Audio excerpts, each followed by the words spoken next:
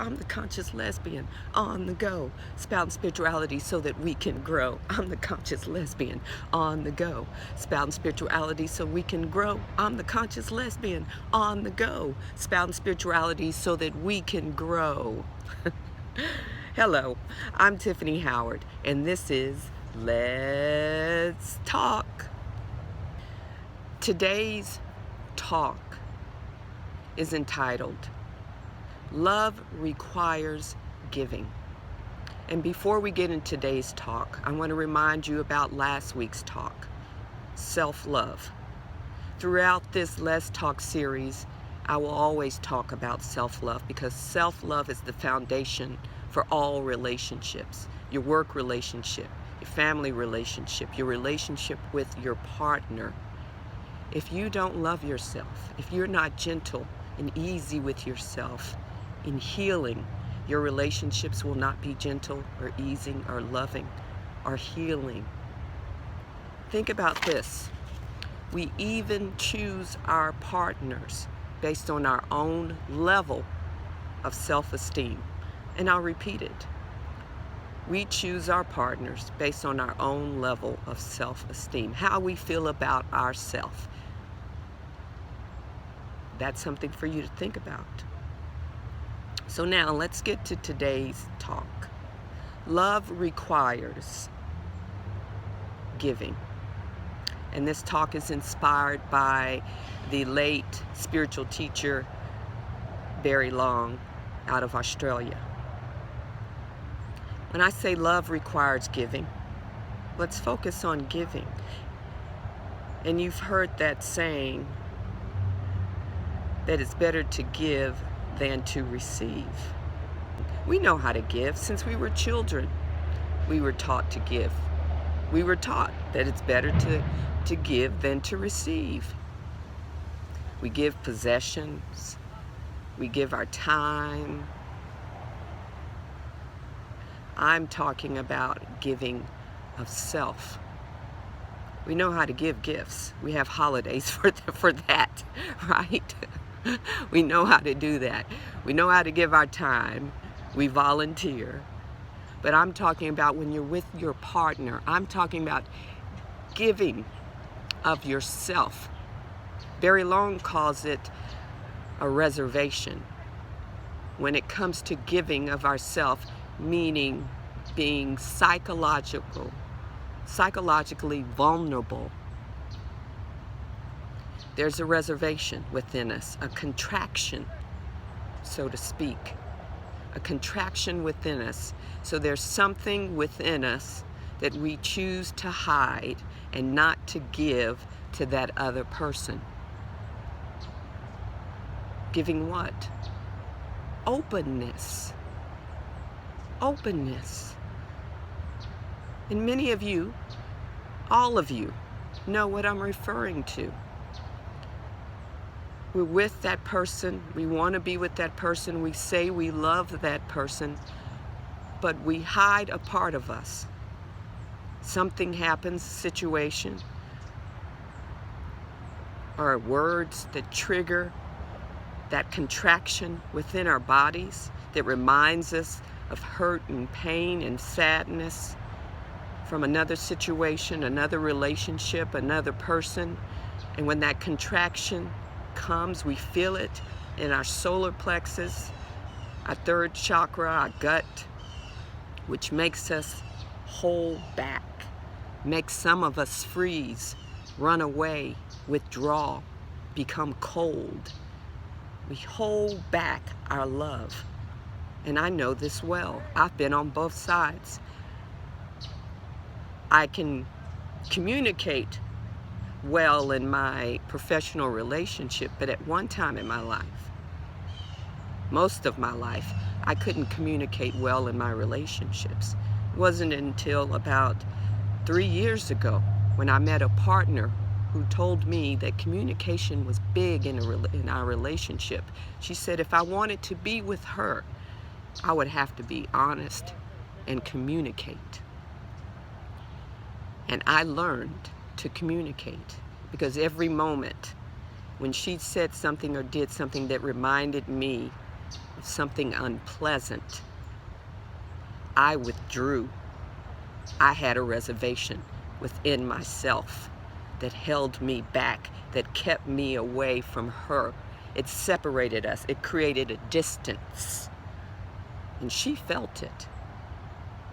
She could feel when I was withdrawing, because she was also at my spiritual level of consciousness and an empath, so she could feel.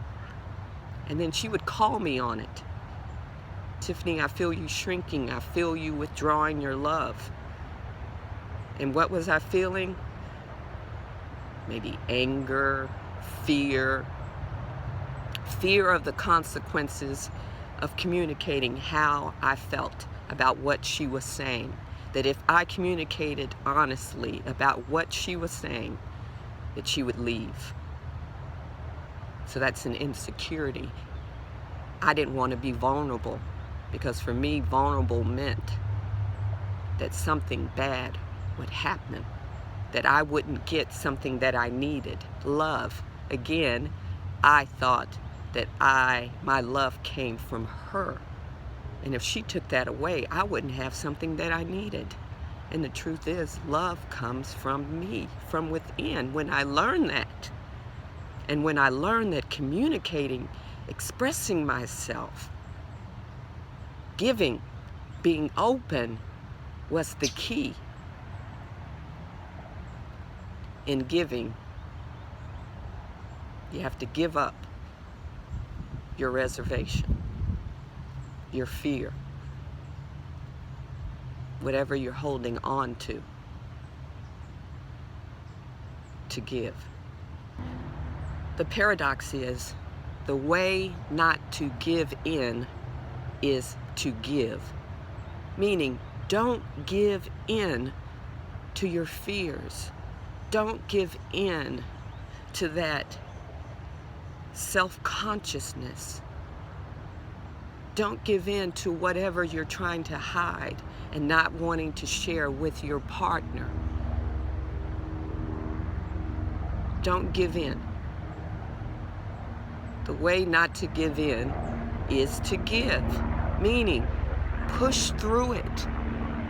Push through it. If you are self-conscious, meaning there's a reservation within you about yourself. If you are self-conscious about dancing, about your body, the way not to give in to that self-consciousness, to that part of you that you're trying to hide, is to give it away, meaning to take action, because action purifies. Meaning, dance. Take off all your clothes. Show your partner your body.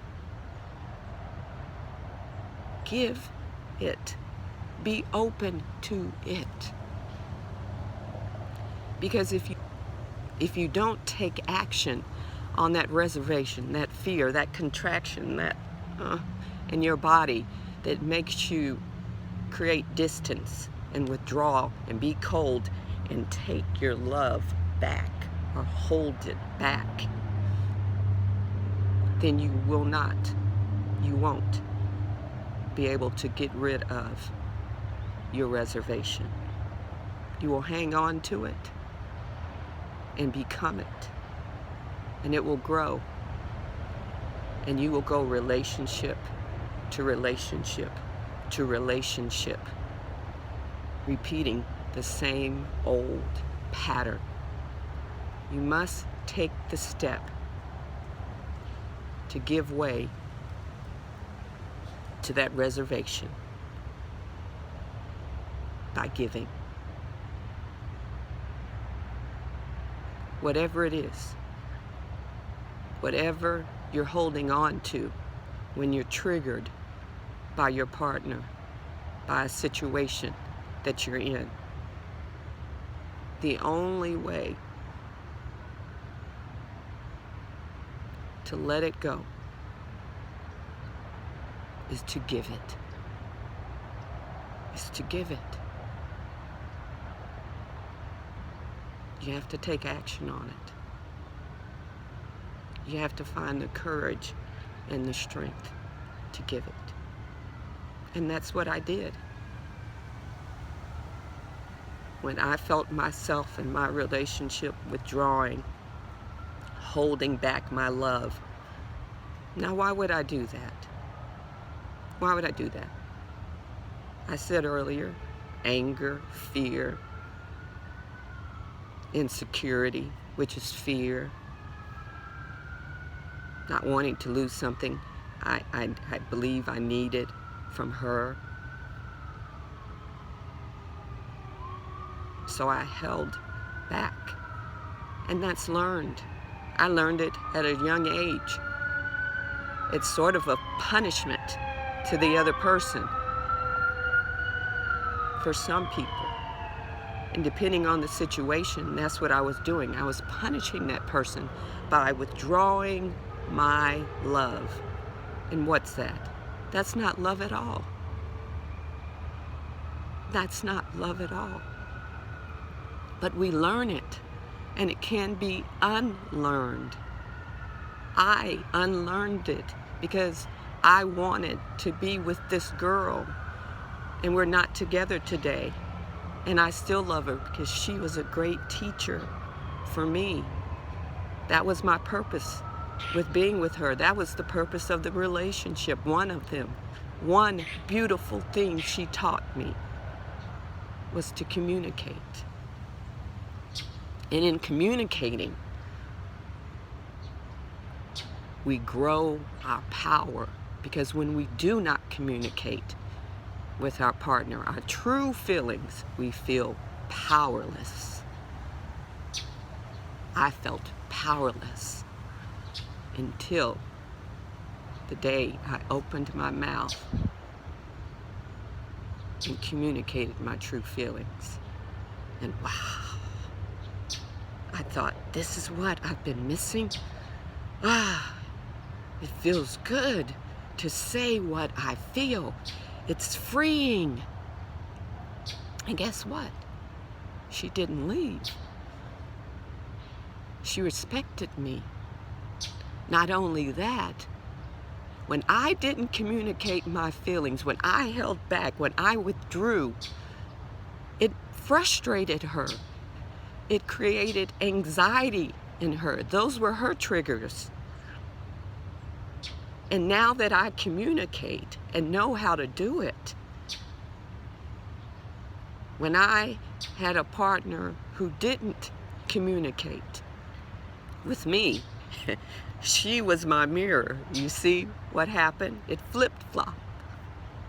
When I learned how to communicate in my personal life, I attracted someone who had a difficulty in communicating in their personal life. Right? And I got to see the effects of that, the impacts of that, of what my former partner was feeling. It's frustrating. Not only that, it created in me panic and anxiety, like in her, because when you don't know what someone is thinking and feeling, your mind creates stories. And and if you don't have a handle on it, it becomes torture. It truly is unloving for you not to communicate your true feelings to the person that you're with, because they have no idea. No idea. And you know, as women, we like to believe that person knows what's going on. No, we don't. I'm intuitive, yes. I can pick up on things. I can hear things. My guides tell me things, but I don't know everything. I, like most people, like all people, want someone who can communicate so that we don't have to guess, because it is torture and it doesn't feel like love at all, and it makes you crazy. It made me crazy, but luckily I could sit down with my tools and tell myself, Tiffany, that's your mind creating a horror flick. A horror flick that's not going to earn you any revenue. No one but you is watching it. So stop it. Create a comedy, a romantic comedy in your mind if you want to be a producer. Because that's what we do to ourselves. So if you're on that side, where I am now, where you've learned to express yourself with people, at work, in your family, in your relationship, most of all, relationship, be loving and gentle with your partner and understand that it's something that she learned from childhood. And the more, when you learn it, the more these situations come on your path and you withdraw and hold back and hide and hang on to that reservation, it becomes part of you. It becomes powerful. It becomes normal for you because you've done it so long. It's a habit. It's normal. You think it's normal. And it will be difficult to let it go. But you have to not give in to it by giving, saying what you feel. If you have a fear of speaking, the way not to give in to it is to get up and speak. That's all there is to it. But take baby steps. And if you're on the other side, if you're that person who gets the contraction, the reservation, the fear, that you think it's so great that you can't let it go, you have to if you want love, because love requires giving. You have a choice. You can go your entire life hanging on to it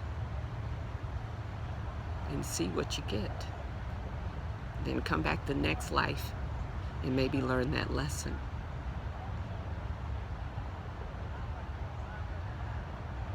I won't make any guarantees, but I tell you, you'll go through relationship after relationship after relationship, feeling powerless, empty, a slave to your own imagination, fear, that reservation. And I understand. One of my favorite books, Perfect Love, Imperfect Relationships. John Wellwood talks about when we're children, we don't have the capacity, the understanding to know what the withdrawing, why we withdraw, why we become cold, why we hang on to it, that it's unlove. He calls it unlove. We're feeling unlove. Abraham Hicks may call it a misalignment. We are not in alignment with our higher self, with source, with spirit. So we're in misalignment. When we're in misalignment, we feel that, that contraction, that angst, that wobbliness, being unstable. I also like to say, or call it a disconnection. We're feeling disconnected from life, from source, from our higher self. And when we feel that disconnection, that misalignment, that unlove that we learned as a child, it creates this hole that we want to feel. And we go through life trying to feel it. And when something triggers it, when something triggers the unlove, the misalignment, the disconnection, we get like this. We start creating that horror flick in our mind, and we do things because our perception is off. Our perception is not real. Our perception of the situation and the purpose and the person is distorted, and then we act upon that distortion. And that's not a place you want to be, because I've been there. You feel so small, and it doesn't feel good at all.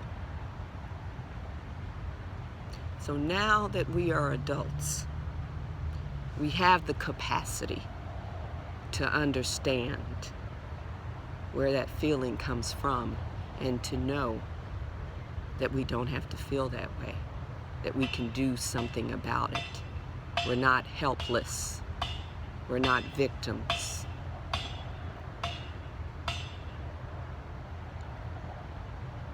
So take a step. Take your first step.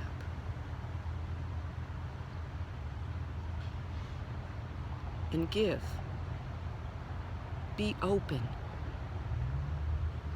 Don't hide something. Don't keep that part of yourself from the person that you say you love. In a way, when you're not totally sharing yourself with your partner, it's sort of like being deceitful, if you think about it. So give yourself fully and completely, and demand the same, and that's what you'll get.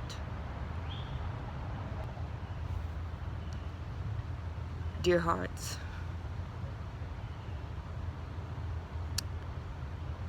be love, be you, be amazing, because you're all those things. Know that I love you. Go out and share yourself with the world, because you have to give all of yourself to get all, to receive all. If you only give a part of yourself to your partner, she will know it. And if she's not at a level of consciousness to react in a healthy way, then she will only give a part of herself. And then you're both cheating each other. Love requires giving. Just us. If you have any questions, please contact me at tyffanyhoward@yahoo.com, and that's TYFFANY, or leave a question or a post or comment underneath this video. Thank you so much. Till next time, namaste.